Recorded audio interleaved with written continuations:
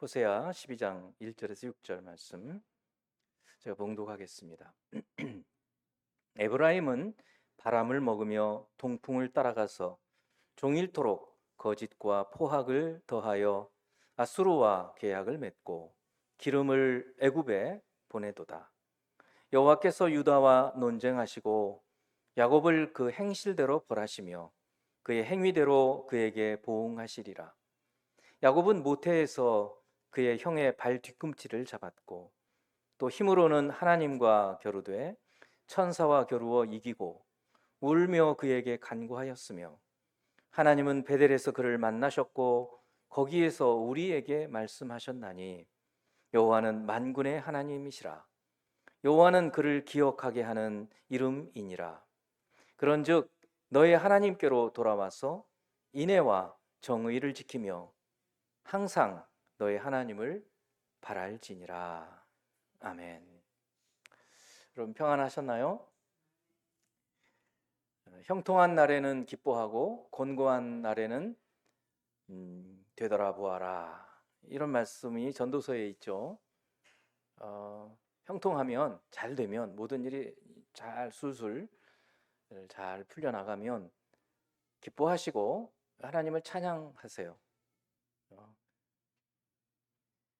교만하지 말고.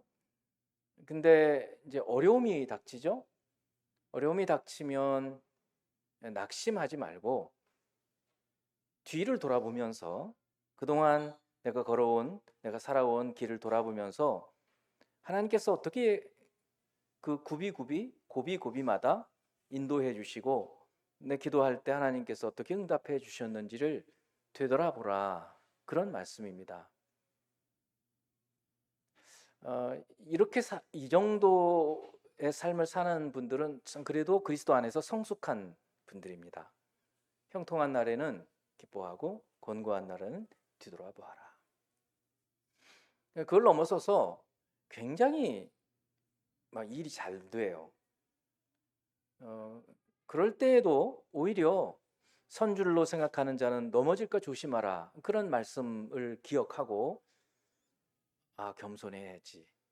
내가 교만하다가 또 넘어지지. 이런 경각심을 가지면서 살 수 있는 분들은 거의 이제 온전의 단계로 나가는 분들입니다. 우리 신앙의 성숙이 그렇게 이루어져야 해요.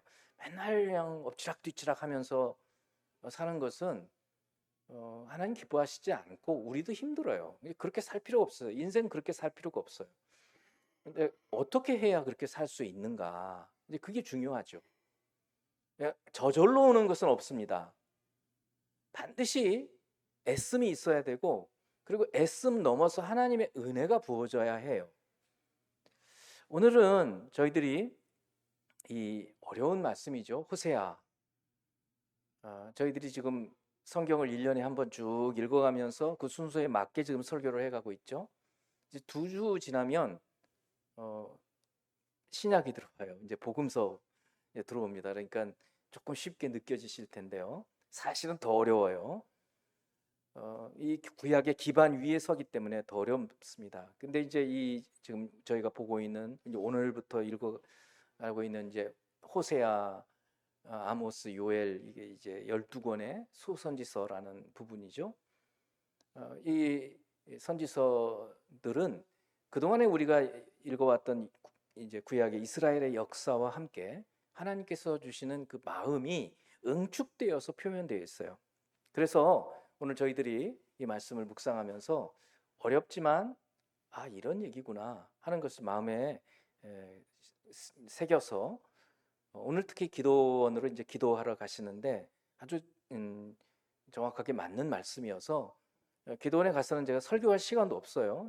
찬양하고 기도하는 시간을 가질 텐데 기도원이라고 지금 생각하시고 기도원에 기도하기 전에 주님 주시는 말씀이다라고 생각하시면 딱 맞습니다. 먼저 호세아가 어떤 분이고 그 호세아의 시대가 어떤 시대이고 그리고 우리가 살고 있는 지금 우리의 시대는 어떤 시대인지를 좀 살펴보면 좋을 것 같아요.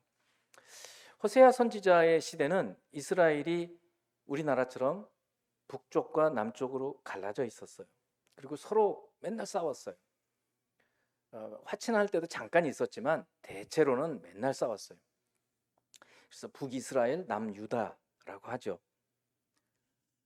그리고 북이스라엘은 아예 처음부터 나라가 생길 때부터 하나님의 뜻에 거역해서 우상을 세워놓고 그 우상을 하나님이라고 섬겼어요. 그러니까 이계명을 깨버린 거죠. 하나님이라고 해서 어떤 우상을 만들어 놓지 말라. 다른 우상을 섬기는 것은 뭐 말할 것도 없거니와 하나님, 여호와 하나님이라고 하면서 우상을 만들어 놓으면 그거 자체가 잘못된 신앙인 거죠. 그 시대를 보면 호세아 1장 1절을 한번 봅니다. 우시야와 요담과 아하스와 히스기야가 이어 유다 왕이 된 시대. 남쪽 유다의 왕들을 먼저 거론하고 있어요. 우시야, 요담, 아하스, 히스기야. 이렇게 순서대로 지금 이런 사람들이 왕이 된 시대예요. 그리고 끄트머리에 있는 히스기야라고 하는 이 왕의 시대에 이제 호세아 선지자가 메시지를 전하는 거예요. 여러분 잘 아시다시피 우시야라든가 히스기야라든가 이런 왕들은 상당히 선한 왕의 시대죠. 그 다음에 북이스라엘에 대해서 얘기하고 있어요. 곧 요아스의 아들 여로보암이 이스라엘 왕이 된 시대에 그랬어요. 그러니까 북쪽 정권은 여로보암 2세죠. 여로보암 1세는 이 북이스라엘을 세운 왕이고 한참 세월이 지난 후에 예후의 아들인 이 손자인 이 여로보암이라는 사람이 왕이 된 그 시대를 지금 정확하게 호세아 시대를 지금 보여주고 있어요. 브에리의 아들 호세아에게 임한 여호와의 말씀이니라. 그러면 우리는 이 시대가 어떤 시대인지를 이제 목사를 통해서 알아야 돼요. 어떤 시대였는가? 남유다는 그래도 좀 괜찮았어요. 특히 이 히스기야 왕 같은 경우는 하나님을 잘 섬기려고 했던 선한 왕이었어요. 근데 이제 여로보암이라는 왕은 그 시대가 어떤 시대였냐면 요나 선지자의 시대였어요. 요나 선지자가 바로 이 시대에 니느웨에 가서 복음을 전파했던 사람이에요. 바로 그 시대가 어떤 시대였는가? 국력으로 보면, 겉으로 보면 아주 괜찮았어요. 영토도 북이스라엘에서 가장 넓힌 왕이에요. 여로보암이. 그러니까 경제력도 좋았죠. 그러니까 물질적으로는 풍요했어요. 우리는 물질적으로 풍요하면 뭐 됐지 이렇게 생각하잖아요. 근데 하나님은 그렇게 안 보시는 거예요. 영적으로는 아주 가난했어요. 하나님 말씀을 안 들어요. 물질이 우상이에요. 돈이 있으면 돼요. 그런 시대예요. 우리 시대도 보면 바로 비슷해요. 거룩한 삶이 저 사람 저렇게 사는 게 너무 멋져. 돈은 없어도 참 하나님 잘 섬겨. 그거를 박수치고 이렇게 사람들이 입에 건너서 말하는 그런 시대가 아니죠 지금. 누가 보니까 아파트 큰 평수 샀대. 차는 뭐야? 이런 얘기는 자주 하잖아요. 근데 여러분 중에 그 사람 참 어렵게 살면서도 이렇게 신앙이 좋지? 자주 말 안 하지 않습니까? 그러니까 그런 시대에 아주 심했어요. 그게 굉장히 심했어요. 이런 시대에 하나님께서 이 호세아라고 하는 선지자를 불러서 말씀을 전하게 하는데 성경에서도 유래를 찾아볼 수 없어요. 뭐가 그러는가? 이 호세아라는 사람한테 아주 행실이 좋지 않은 여자하고 결혼하게 하는 거예요. 그냥 다른 남자랑 막 살고 도저히 그냥 일반인도 그러기가 어려운데 선지자한테 하나님께서 그렇게 명령을 하시는 거예요. 너 그 고멜이라고 하는 여자 데려다가 살아라. 그 순종을 하는 거예요. 그럼 사람들이 뭐야? 아니 목사님이 저런 여자랑 같이 살아? 애도 막 낳네? 셋이나 낳았어요. 이상하다. 왜 이럴까요, 하나님? 그 가정을 통해서 그 시대를 보게 하시는 거예요. 그 가정을 통해서 이스라엘이 하나님 앞에서 어떻게 살고 있는지를 보게 하시는 거예요. 그러니 선지자는 죽을 맛이죠. 자기는 원하지 않아요. 근데 하나님 명령하시니까 순종하는 거예요. 이런 놀라운 일을 통해서 하나님께서 이제 이스라엘, 북이스라엘, 특별히 북이스라엘에게 경고하시는 거예요. 경고. 하나님께서는요, 하나님의 자녀들이 잘못된 길을 가면 경고하죠. 훈계하지 않습니까? 이거는 여러분 부모들 경우에 대부분 다 그렇습니다. 아니 자녀가 뭐 조금만 잘못해도 다짜고짜라 막 야단치거나 막 회초리를 치거나 그러지 않잖아요. 다음번에 또 이러면 혼나. 그 혼나 하는 말을 몇 번 계속 하다가 도저히 안 되겠으면 이제 뭐 회초리를 들든지 어떻게 하든지 하지 않습니까? 그렇습니다. 하나님 똑같으세요. 잠언 13장 1절을 보면 지혜로운 아들은 아비의 훈계를 들으나, 훈계는 말로 하는 겁니다. 말로 할 때 들어? 어떨 때 그러죠. 요즘에는 뭐 체벌이 거의 없어졌지만 말로 할 때 들으라고 얘기를 해요. 하나님 말로 안 하시면 어떻게 하셔요? 징계를 하시는 거예요. 하나님의 징계는, 하나님 힘이 세가지고 하나님의 징계 잠깐만 이렇게 하셔도 다리가 부러져요. 나라를 무너뜨려 버리시는 거예요. 지금 이 여로보암 왕이 왕위를 마치고 30년 되면 나라가 무너지는 거예요. 그러니까 오늘 이 호세아 선지자를 통해서 주신 말씀, 아모스 선지자를 통해서 주시는 이 말씀들을 안 듣는 거예요. 기회를 주시는데 안 듣는 거예요. 근데 이런 말씀이 안 들었는데 왜 성경에 있는가? 지금 우리에게 들으라는 거예요. 그때 그 말을 안 듣더니 나라가 망했잖아. 너희는 들어야 돼. 그렇게 우리에게 말씀을 주시는 겁니다. 꾸지람, 훈계는 경고예요. 경고가 지나고 나면 이제 징계가 오는 겁니다. 오늘 이런 경고의 말씀, 훈계의 말씀이 올 때 우리가 돌이켜야 하는데 하나님께서 세 가지, 오늘 본문에서만 세 가지 훈계의 말씀을 주셔요. 첫 번째는 세상이 아닌 하나님을 의지하라는 거예요. 의지의 대상, 내가 뭐를 의지하지? 여러분 잘 몰라요. 느낌이 잘 안 와요. 의지의 대상이 뭔지 조금 이따 제가 설명을 해드릴 거예요. 먼저 사람이 아닌 하나님을 의지하라는 거예요. 한번 따라서 봅니다. 사람이 아닌 하나님을 의지하라. 하나님을 믿지도 않는데 하나님 의지하겠어요? 그러니까 이미 이 사람들은 하나님을 믿는 사람들인데 그런데도 하나님을 의지하지 않아요. 이미 우리 성도님들 하나님 믿어요. 그런데 실상 삶에 들어가 보면 하나님을 의지하지 않는 경우가 많이 있단 말이에요. 여러분 갑자기 무슨 일이 생겼어요. 아주 위급한 일이 생겼어요. 그때 여러분이 딱 머릿속에 떠오르는 거, 그게 의지하는 거예요. 그게 의지하는 거라고요. 이제 오늘 본문의 1절, 2절을 봅니다. 에브라임은 바람을 먹으며 동풍을 따라가서, 아이고 무슨 말인지 하나도 모르겠죠? 종일토록 거짓과 포악을 더하여, 이건 좀 알겠네요. 아수르와 계약을 맺고 기름을 애굽에 보내도다. 이것도 잘 모르겠어요. 자, 배경 설명을 아까 말씀을 드렸죠.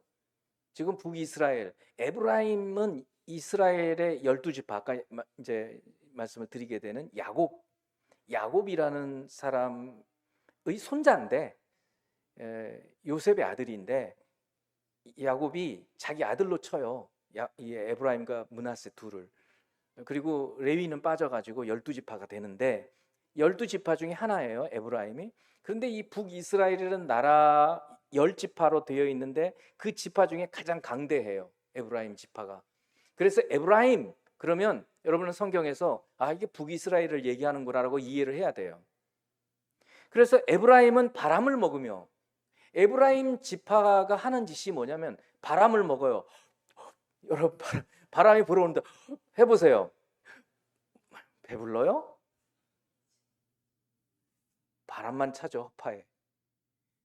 배는 하나도 안 불러요. 그 짓을 하고 있다는 거예요.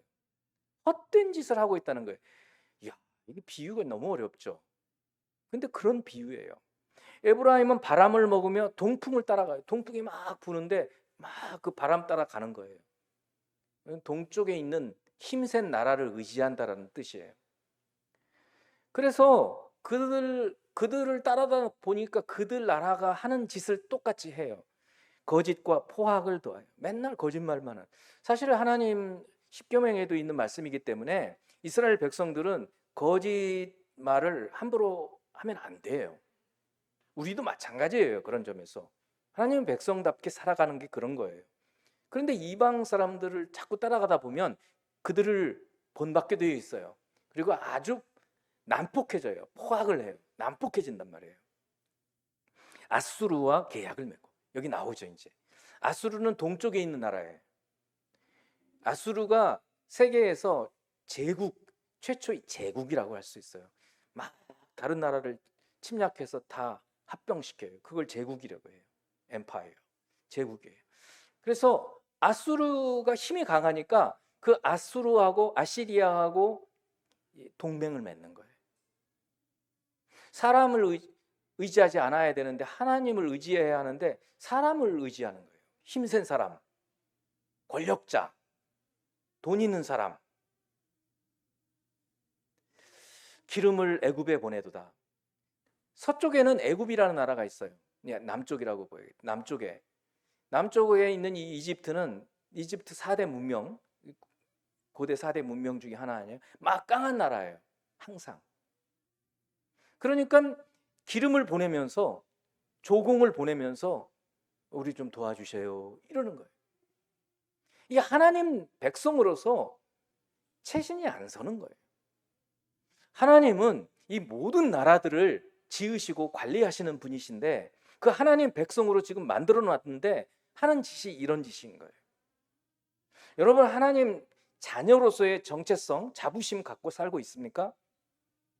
교만하라는 얘기가 아니라 나는 이 세상의 모든 만물을 지으신 그 하나님의 자녀야.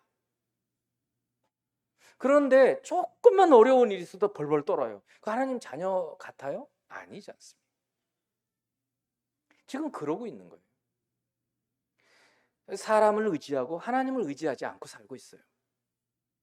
2절을 보니까 그래서 여호와께서 유다와 논쟁하시고 야곱을 그 행실대로 벌하시며 그의 행위대로 그에게 보응하시리라. 그래서 그들이 행한 대로 하나님께서 갚아 주시겠다. 그런 말씀을 하는 거예요. 여러분이 어려움에 닥치고 인생의 위기가 여러 번 와요. 저 돌아보면 위기들이 여러 번 있었어요. 예수 믿기 전에는 그냥 가슴이 철렁하면서 이제 어떡하나? 막 이런 낙심이 많이 됐었어요. 근데 예수 믿고 하나님 말씀을 알고 하나님의 뜻을 헤아리고 나면서부터는 무슨 일이 생기면 하나님께 의지하게 되죠. 하나님을 의지해요. 아니, 무슨 일이 생기기 전에 예감이 와요. 예감이 오면 하나님을 의지해서 하나님의 뜻을 참 구하려고 그렇게 살아가려고 해요. 항상 그럴 수는 없지만 그렇게 하려고 합니다. 하나님 그렇게 하기를 원하시는 거예요. 그런데 지금 이스라엘, 북이스라엘, 남유다가 모두 강대국을 의지하고 힘 있는 사람들을 의지하고 살아가고 있어요. 그래서 어떻게 되나 보자. 하나님께서 지금 그 결과를 보시는 거예요. 그러기 전에 지금 호세아 선지자를 통해서 경고의 말씀을 하는 거예요. 내가 징계하기 전에 돌이켜라는 그런 말씀입니다. 여러분, 예수님의 삶을 한번 생각해 보세요. 예수님은요, 죽은 지 나흘이나 돼가지고 썩은 냄새가 나는 나사로를 말씀으로 살리지 않습니까? 그런 능력을 가지신 분이에요. 그리고 예수님의 권능을 보면 죽은 사람을 살린 사건들이 한 3번 정도 있었고 중풍병, 문둥병, 엄청나게 많은 병자들을 그냥 말씀으로, 때로는 안수하심으로 일으키시고 건강을 회복시키시는 능력이 하나님이에요. 그런데도 예수님의 삶을 쭉 보면 늘 하나님을 의지했어요. 아주 새벽 일찍 나가서 하나님과 기도하고 하나님의 뜻을 물었어요. 돌아가시기 전날 붙잡히시기 바로 직전 겟세마네에서 기도하셨어요. 예수님 스스로가 성자 하나님이신데도 불구하고 이 땅에 육체를 입고 오셨기 때문에 늘 하나님을 의지하는 삶을 살았어요. 그런데 하물며 우리는 하나님을 의지하지 않고 어떻게 살 수 있단 말입니까? 지금 이스라엘이 그렇게 살고 있음을 책망하고 보여주고 있는 것입니다. 성도 여러분, 여러분들의 삶에서 하나님을 의지하는 것이 넘버 원이 되셔야 합니다. 아니, 하나님만 의지하고 하나님께만 기도하고 살라는 말씀이 아니에요. 사람들의 도움이 필요할 때도 있어요. 하나님께 나가면 하나님께서 가르쳐 주신다고요. 기도할 때. 그거를 원하시는 거예요. 그래서 성도 여러분들께서 무엇보다 먼저 하나님을 의지하는 마음을 갖는 여러분이 되시기를 축원합니다. 두 번째 이 호세아를 통해서 하나님께서 이스라엘에게 훈계하고 경고의 말씀을 주시는 것은 그렇게 하나님을 의지하면서 기도하라고 하시는 거예요. 한번 또 따라서 봅니다. 하나님을 의지하여 기도하라. 3절 4절 말씀이에요. 야곱은 모태에서 그의 형의 발 뒤꿈치를 잡았고, 이제 야곱이 얘기를 하시는 거예요. 이스라엘은 나라 이름이죠. 그런데 동시에 사람 이름 아니에요? 야곱이라는 사람이 이스라엘이잖아요. 잘 아시죠? 야곱이 어떻게 이스라엘이 됐는지 얘기하시는 거예요, 지금. 야곱은 모태에서 그의 형의 발 뒤꿈치를 잡았고, 또 힘으로는 하나님과 겨루되 천사와 겨루어 이기고, 울며 그에게 간구하였으며 하나님은 베델에서 그를 만나셨고 거기에서 우리에게 말씀하셨나니. 이 짧은 두 구절을 통해서 이 호세아 선지자는 야곱의 삶을 압축 요약해서 우리에게 제시해 주고 있어요. 당시 북이스라엘 백성들, 남유다 백성들에게 짧은 두 구절을 통해서 야곱의 삶이 어땠는지를 보여주면서 그들을 돌아보게 만드신 거예요. 야곱은 모태에서 그 형의 발 뒤꿈치를 잡았어요. 야곱은 쌍둥이였죠. 형이 누굽니까? 에서죠. 그래서 형이 먼저 나가려고 막 그러니까 안 돼! 자기가 먼저 나가고 싶어서 발꿈치를 잡아가지고 지가 먼저 나오려다가 늦게 나왔어요. 그때부터 태중에서부터 막 싸웠다 그러잖아요. 하도 배에서 막 저기 심하니까, 요동이 심하니까 리브가와 이삭이 막 기도한 거 아니에요. 하나님, 얘들이 왜 이럽니까? 그럴 정도였어요. 태어나서 어떻게 됩니까? 야곱이 늘 불만인 거예요. 내가 왜 몇 초 늦었다고 내가 형이라고 불러야 되느냐고. 그래서 어떻게 합니까? 형이 사냥 갔다가 배고팠을 때 팥죽 끓이고 있었잖아요. 야, 팥죽 좀 먹자. 어떻게 했어요? 너 형 팥죽 먹으면 내가 장자 되는 거야? 팔을래 안 팔을래? 에서는 경솔하게 그냥 그래 네 마음대로 해 이렇게 돼버렸죠. 그러니까 그게 뭐예요? 욕심이 많아요. 사기꾼이에요. 사기꾼. 야곱의 삶을 여러분 내년도 이제 1월 달 되면 또 창세기 읽어 가실 텐데, 이제 이번에 읽으실 때는 아브라함도 좋아요. 이삭도 참 은혜롭습니다. 한번 야곱의 삶을 쫙 한번 제대로 읽어보세요. 눈물 없이는 볼 수 없는 인생 스토리예요. 몇 번 이 야곱은 그 삶의 고비고비 위기를 경험합니다. 그런데 그 위기 때마다 야곱이 조금씩 바뀌기 시작하는 거예요. 어떻게 해요? 하나님을 붙잡기 시작하는 거예요. 사람의 발꿈치를 잡아가지고 지가 지 힘으로 막 해보려고 하던 그런 야곱이 점차 하나님을 붙잡고 나중에는 어떻게 돼요? 야복강에서 나를 축복하지 않으시면 놓아드리지 않겠습니다. 이 환도뼈가 빠질 정도로 막 씨름을 했단 말이죠. 창세기에는 그렇게만 나와 있어요. 그런데 그게 기도였다는 사실을 호세아 선지자가 얘기해 주고 있는 거예요. 울며 하나님께 간구했다는 거예요. 하나님은 나 축복하지 않으시면 난 못 삽니다. 그때부터 야곱이 바뀌기 시작하는 거예요. 그리고 또 뭐라고 얘기했어요? 하나님은 베델에서 그를 만나셨고, 그래서 그 야복강 사건이 있은 후에 에서가 돌아가잖아요. 그냥 에서가 무서우니까 형이 자기 죽이려고 400명 끌고 왔었는데, 이제 에서 형이 돌아가니까 안 되겠다, 아버지 집이 있는 그 브엘세바로 가면 형이 바로 그 옆에 살고 있기 때문에 안 돼, 무서워. 그래서 중심부에 있는 세겜이라는 곳에다가 정착을 하는 거예요. 어떤 일이 벌어졌어요? 막내 외동딸 얼마나 예뻤겠어요. 디나가 강간을 당하지 않습니까? 그리고 또 아들들, 맏아들과 함께 이 세 아들들이 어떻게 합니까? 그 동네 사람들을 다 죽여버리잖아요. 정말 인생의, 야곱의 인생의 최대 위기에 빠진 거예요. 그때 어떻게 합니까? 하나님께서 너 베델로 올라가. 베델이 어떤 곳이에요? 외갓집으로 가려고 가다가 누워 자는데 그 베델에서 천사를 만나는 거예요. 하나님을 보게 되는 거예요. 그리고 약속하잖아요. 서원해요. 이곳을 하나님의 집으로. 벳엘, 엘이 하나님, 베트는 집이에요. 여기다 하나님 집을 짓겠습니다. 네, 11조도 드리겠습니다. 웬걸? 돌아와서 무슨 11조, 무슨 하나님의 집을 지어요? 이 약속 안 지키는 거예요. 그러다 그 사건을 통해서 그 베델로 올라가서 처절하게 회개하죠. 장신구 우상 다 버리게 하고 하나님 붙들고 사는 거예요.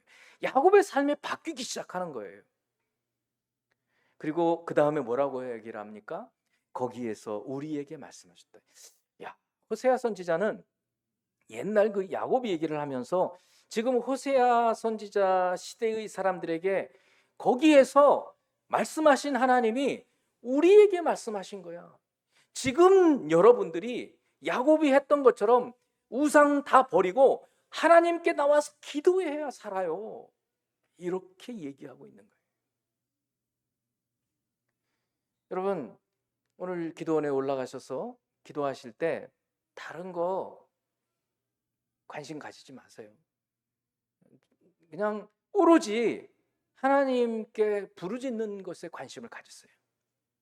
찬양하고 기도하고 찬양하고 기도하고, 그냥 여러분 마음속에 있는 것들 두고 기도하세요. 그리고 이렇게 기도할 때 여러분 마음 가운데 세미하게 조용히 들리는 마음, 그런 음성들이 있으면 그거를 적어 놓으세요. 대체로는 성령께서 주시는 메시지일 경우가 많아요. 그러면 그거를 소중하게 붙으세요. 내일 적어야지 까먹어요. 바로 그때 적어 놓으셔야 돼요. 휴대폰 열어서 거기다가 적어 놓으세요.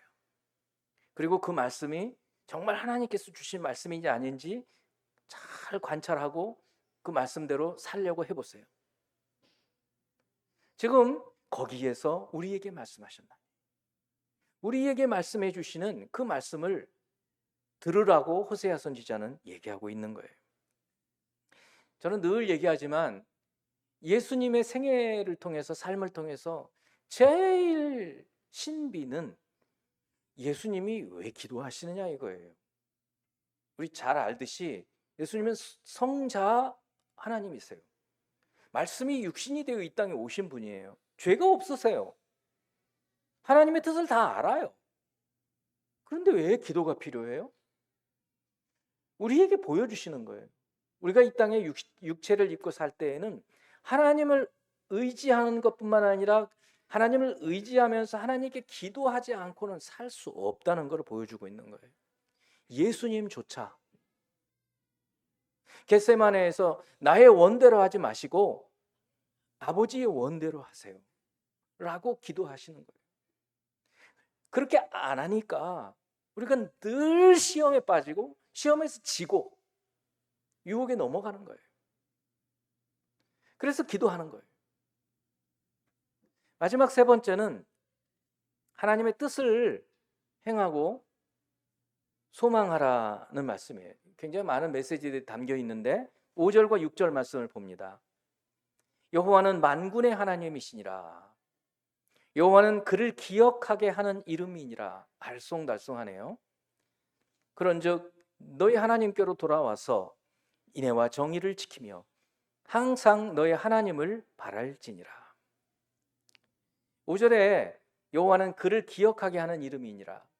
제가 여호와라는 예흐와, 야훼, 영어의 뜻은 I am who I am. 나는 존재하는 자로 존재한다.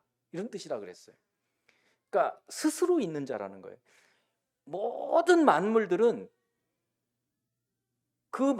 뭔가 이렇게 존재하는 모든 것들은 그걸 만든 사람이 있어요. 여러분 여기 마이크, 여기 강단, TV, 피아노, 여러분 눈에 보이는 모든 것들은요 다 사람이 만들었어요. 그렇죠? 다 사람이 만들었어요. 여러분 지금 있는 것들 다 목적을 갖고 만들었어요. 그냥 대충 우연히 되어진 게 하나도 없어요. 다 목적을 갖고 만들었어요. 예외가 하나 있어요. 뭐죠? 사람이에요. 우리 여러분. 사람은 정말 귀한 거예요. 사람은 사람이 만든 게 아니에요. 사람은 낳았을 뿐이에요. 부모가 길렀을 뿐이에요. 그러면 사람은 하나님이 지으셨어요. 모든 살아있는 생물은 전부 하나님 것이에요. 생물은 하나님 만드신 분이시라고요.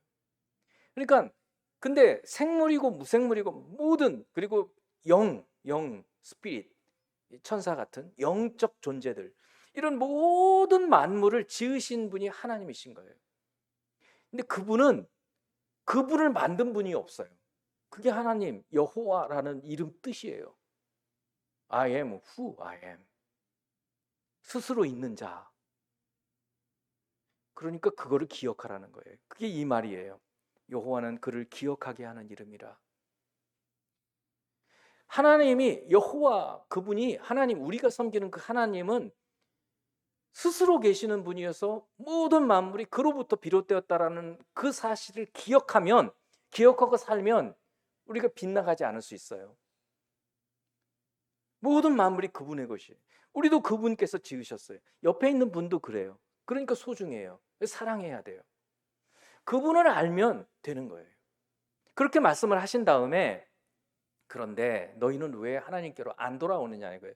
그런즉 그렇기 때문에 기억해야 할 만한 분이시기 때문에 너의 하나님께로 돌아오라라고 얘기하고 있는 거예요.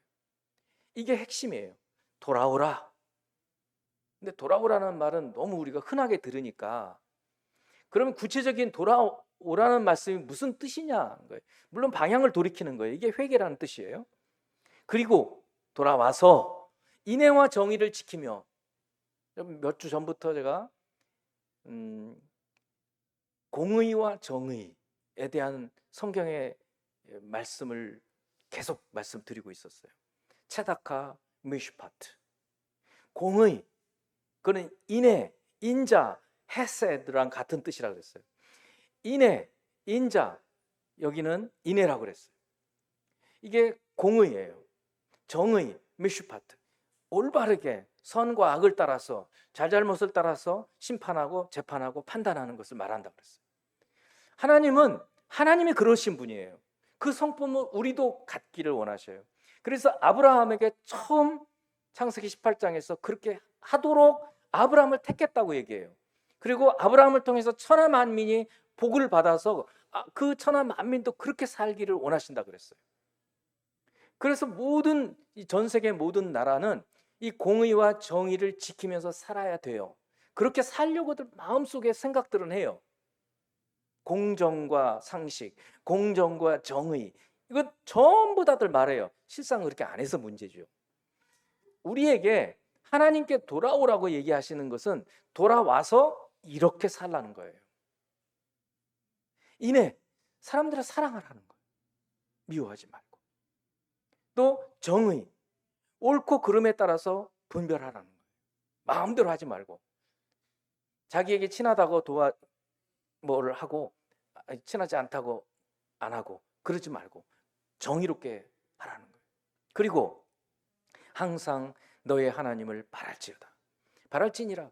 이제 우리가 공의와 정의로 살아가고 싶지만 이게 쉬운 일이 아니잖아요. 그러니까 하나님을 소망하고 하나님의 뜻을 따라서 살도록 주님께서 말씀해 주시는 거예요. 그런데 지금 북이스라엘과 남유다는 그게 완전히 무너진 시대였어요. 그게 무너지면요, 재앙이 오는 거예요. 세상 나라에서도 그래요. 인류 역사에서도 그렇다고요. 이 어떤 한 사회에서 공의와 정의가 사라지면 폭동이 일어나게 돼 있어요.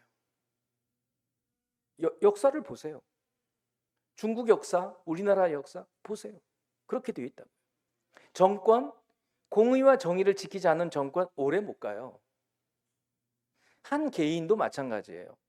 그 사람의 삶이 공의와 정의를 지키는 사람들은 하나님께 인정을 받고 사람들에게도 저 사람은 신뢰할 만해 라는 사람으로 인정받게 되어 있어요. 그렇지 못하면 그렇게 살지 못하는 거죠. 그래서 하나님께서는 지금 이 호세아 선지자를 통해서 모든 지금 이스라엘 백성들이 빗나갔어요. 진창길을 걷고 있는 거예요. 지금 하나님께서 걸으라고 하시는 여호와의 도를 걸어야 하는데 그렇지 않고 곁길로 가서 엉망진창이 돼버렸어요. 돌이켜라. 훈계를 하시는 거예요. 계속해서 훈계를 해도 듣지 않죠? 그럼 어떻게 해요? 이제 회초리를 드는 거예요. 그 회초리를 드는 것이 아시리아예요. 그래서 이 호세아 선지자 사후 한 20년 후쯤 북이스라엘은 이 아시리아에 의해서 멸망을 당합니다. 완전히 멸망을 당해요. 그리고 남쪽 유다는 그리고 나서 한 150년쯤 지나서 그래도 좀 나았어요. 멸망을 당하는 겁니다. 이런 이스라엘의 역사를 통해서 우리에게 경고를 주시는 거예요.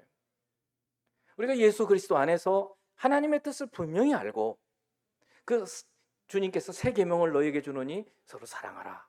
이 사랑이라는 말 속에는 공의와 정의가 다 들어있다 그랬어요. 예수님이 말씀하시는 의 속에는 이 두 가지가 다 들어있다고 말씀했어요. 그 말씀대로 사는 것이에요. 우리 힘대로 안 되잖아요. 그래서 기도하는 겁니다. 그래서 오늘 저희들이 이제 기도원에 모처럼 코로나 이후에 저희들이 못 갔는데 4년 만에 올라가서 시간도 길지도 않아요. 2시간 정도밖에 되질 않습니다. 여러분 마음속에 있는 무거운 것들, 또 불안한 것들, 장래에 대해서 불안한 것들도 있어요. 여러분의 꾀로 내가 이렇게 헤쳐나가야지. 좋아요. 좋은데 기도부터 하시고 하세요. 그러면 기도 중에 주님이 지혜를 주실 수가 있어요. 그런 경우 너무 많아요.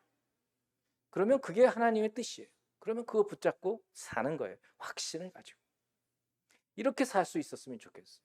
오늘 올라가셔서 이제 제가 거기서는 설교를 안 할 거예요. 오늘 이 말씀 붙들고 올라가셔서 기도에 전념하는 저와 여러분이 되기를 주님의 이름으로 축원합니다.